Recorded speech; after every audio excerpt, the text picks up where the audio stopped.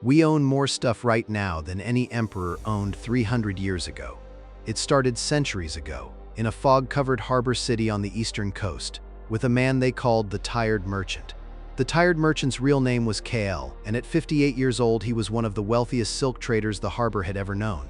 But here is the thing nobody talks about. K.L. had not slept in his own bed for almost 3 years. Every single night he dragged a thin mat to the floor of his counting room, surrounded by his ledgers and his locked chests of gold. His workers respected him but feared him more. His competitors envied him but pitied him in whispers. And his daughter Saren, a 26-year-old woman with sharp eyes and a sharper tongue, had not spoken to him in 4 months. It started with an offer. K.L. had called her to his counting room one evening, spread his ledgers across the table like a general showing battle maps. Saren looked at the ledgers, looked at the locked chests, looked at the thin mat on the floor where her father slept like a prisoner in his own kingdom. "Father, your wealth has made you smaller every year I have known you. I do not want to inherit the thing that stole you from us."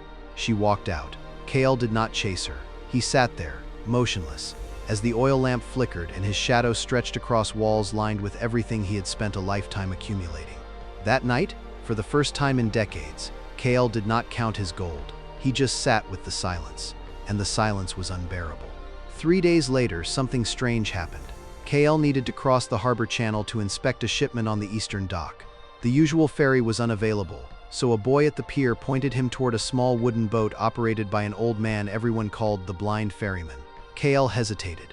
The ferryman was actually blind. Milky white eyes, no pretense about it, and his boat was barely wide enough for 2 people. But the tide was right, and K.L. was impatient, so he climbed aboard. Halfway across the channel, the ferryman spoke without turning his head. "You carry something heavier than your body, trader." K.L. scoffed. "I carry nothing. My hands are empty." The ferryman smiled. "That is exactly what makes it so heavy. The things you grip inside your mind weigh more than any chest of gold on your back. You know what is strange?" K.L. wanted to argue. He wanted to dismiss this blind old man who owned nothing, who lived off coins tossed into a clay bowl, who probably had never held real wealth in his entire life. Over the following weeks, K.L. found himself returning to the ferryman's crossing, not for transport, for conversation. And each conversation left him more unsettled than the last. The ferryman never gave advice, never said do this or stop that. He only asked questions. Questions like, if your warehouses burned tonight, who would come sit with you in the ashes? Questions like, when was the last time you ate a meal slowly enough to taste it? Questions like, what did you love before you loved gold? Each question was a small knife. Not cruel, precise. And K.L., for all his power, had no armor against precision. One morning, K.L. arrived at the ferryman's dock carrying 2 bags. One was heavy with gold coins, enough to buy 3 houses. The other was completely empty. He set them both at the ferryman's feet and said something that shocked even himself. The old man's face grew serious. Not gentle, not wise, serious, almost sad.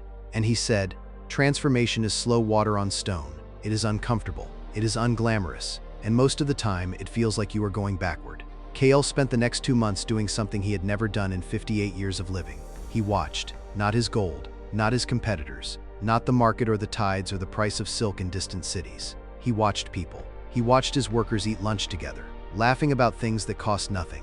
He watched the fishermen's children play on the docks with sticks and rope, fully alive inside a game that had no prize. He watched Saren from a distance. She had started a small pottery workshop on the eastern side of the harbor, making bowls and cups with her own hands, selling them for modest silver, and she looked lighter than anyone K.L. had seen in years. And that lightness haunted him, because he could not remember the last time he felt light.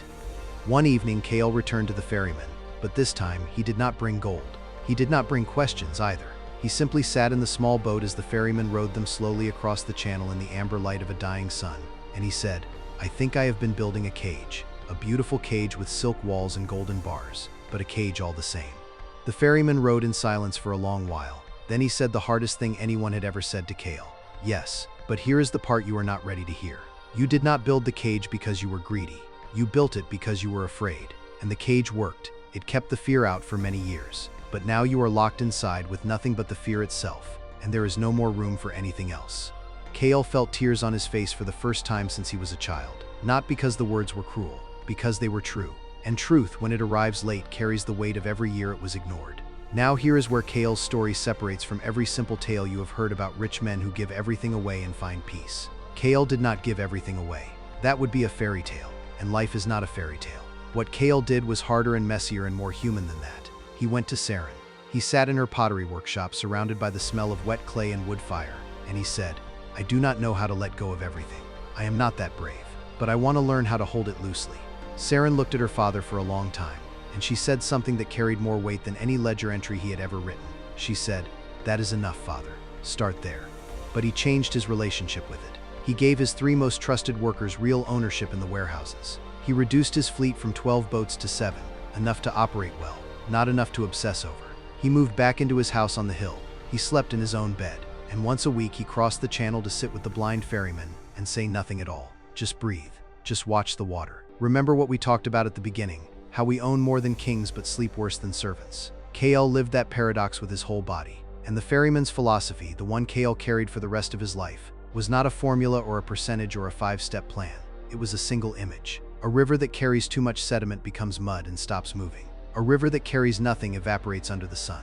The wisest river carries just enough to nourish the banks it passes, and never so much that it forgets it was born to move. Kale was 60 when Saren's first child was born. He held the baby in the same hands that had once gripped gold so tightly his knuckles turned white, and he felt something he had not felt in decades: lightness. Not because he had less, but because he had stopped confusing weight with worth. He still had wealth. He still ran his trade, but the wealth served his life now. His life did not serve the wealth.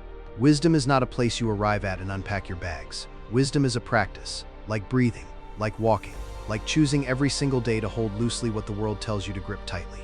Kale never asked the ferryman how he lost his sight. One day, near the end, the ferryman told him anyway. He said, "I was not born blind. I stared at gold too long in my youth, and the brightness burned everything else away." Subscribe to the Mind of Buddha. See you in the next one.